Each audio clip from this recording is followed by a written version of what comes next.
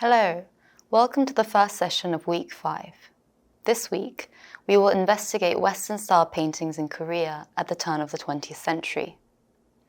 In the first session, we'll focus on how Korea first came into contact with Western painting prior to the opening of ports. In this session, you will obtain a comprehensive understanding of the process in which Western painting entered Korea. Joseon primarily encountered Western-style painting indirectly through China in the 19th century.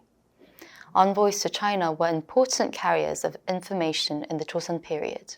While in China for official duties, Joseon officials visited St. Joseph's Church in Beijing and saw Western-style murals and architecture.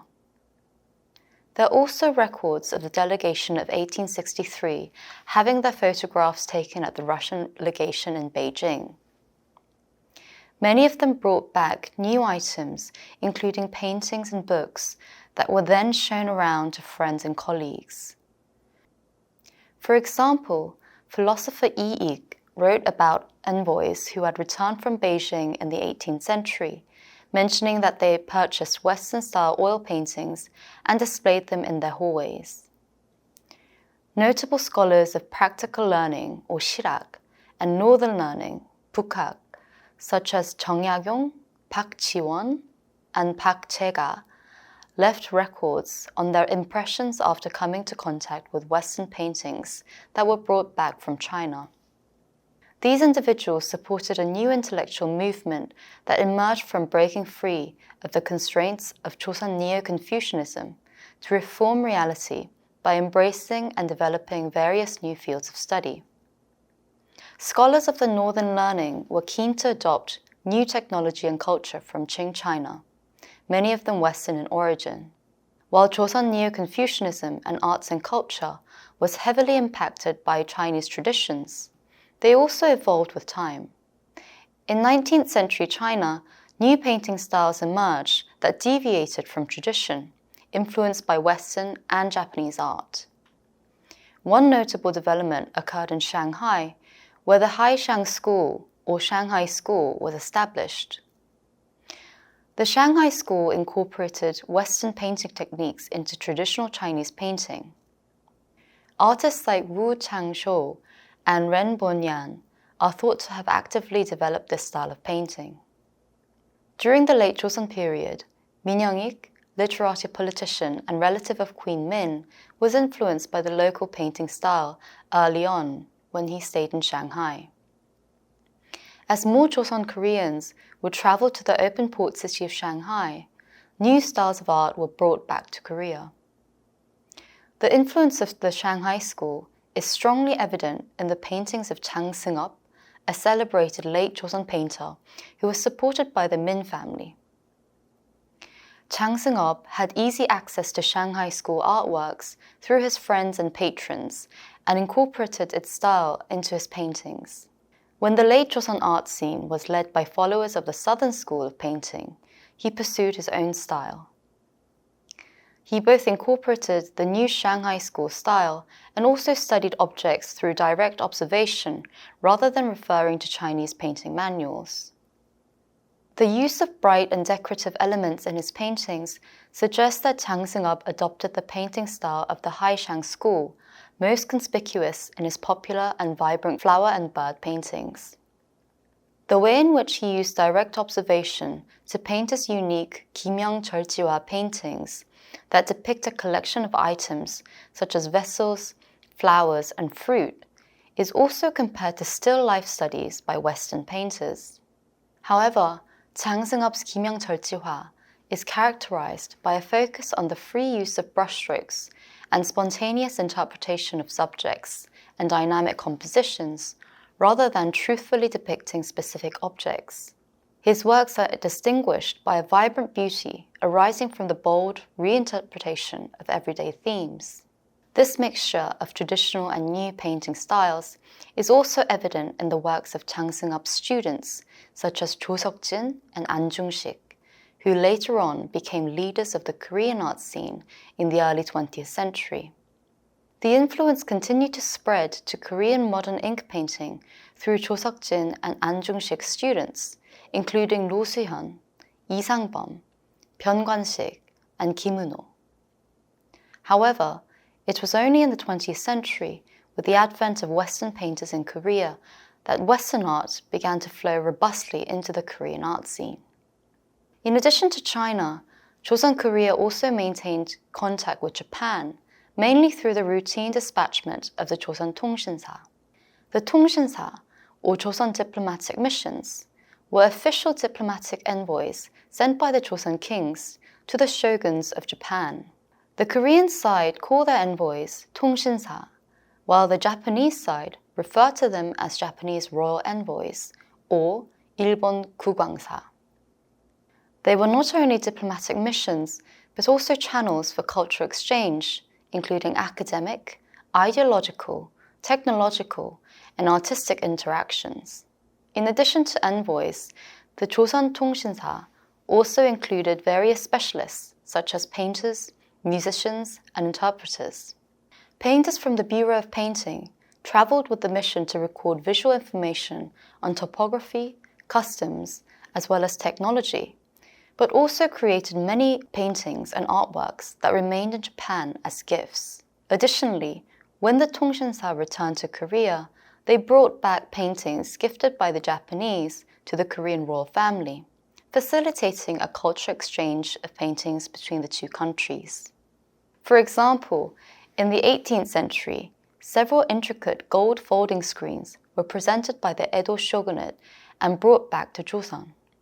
Information on Western art and painting techniques were brought back from Japan through increased international contact and the growth of commercial interaction toward the end of the Joseon period.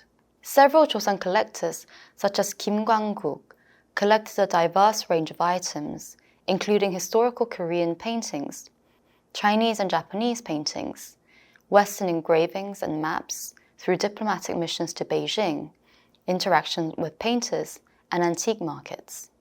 Ukiyo-e entered Korea from the 18th century, but those that actively incorporated Western linear perspective and shading techniques grew in their influence in the 19th century. By the mid to late 19th century, ukiyo-e greatly inspired many European artists like Vincent van Gogh, and Western fascination on Japanese art and culture even led to the coining of the term Japanism. However, active Korean reception of these types of art only gained momentum after the opening of ports. After the opening of ports in 1876, 4 diplomatic missions were sent from Korea to Japan until 1882, this time named Sushinsa. Initially, the delegations were sent to reciprocate Japanese diplomatic missions. However, over time, the nature of these missions evolved to address trade negotiations and manage political incidents that arose between Korea and Japan before the official dispatch of the Joseon minister to Japan in 1887.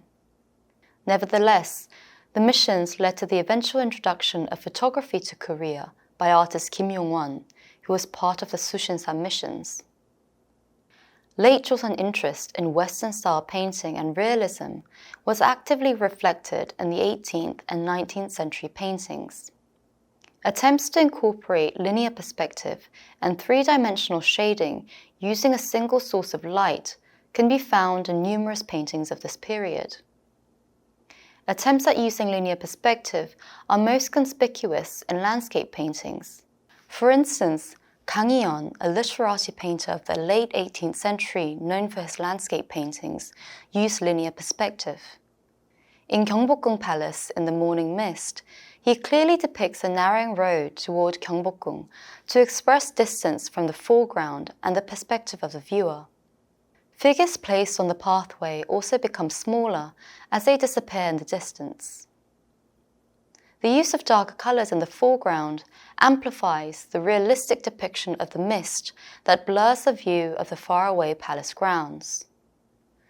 These works show a gradual move from the traditional parallel perspective used to depict palace grounds from a semi-bird's eye view.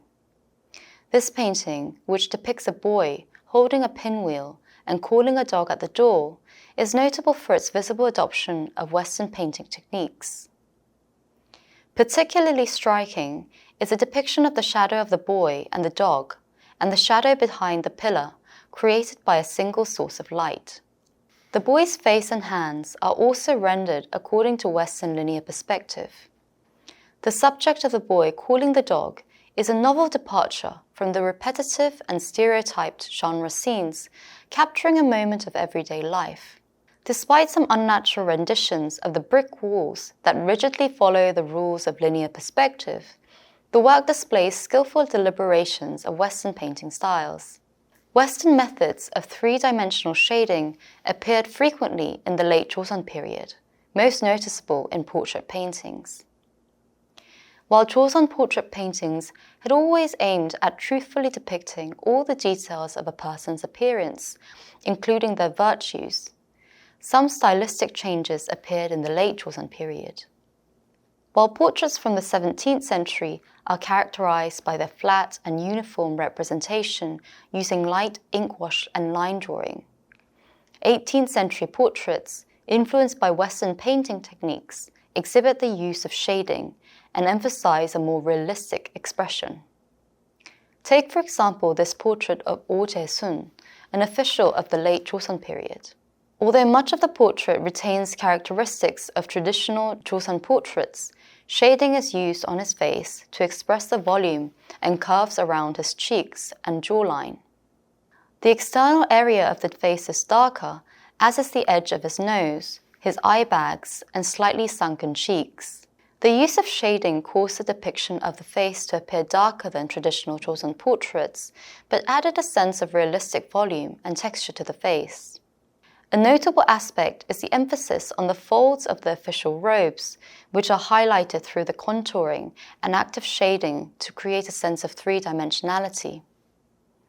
The double crane rank badge is also rendered to faithfully convey the intricate embroidery and vibrant colors.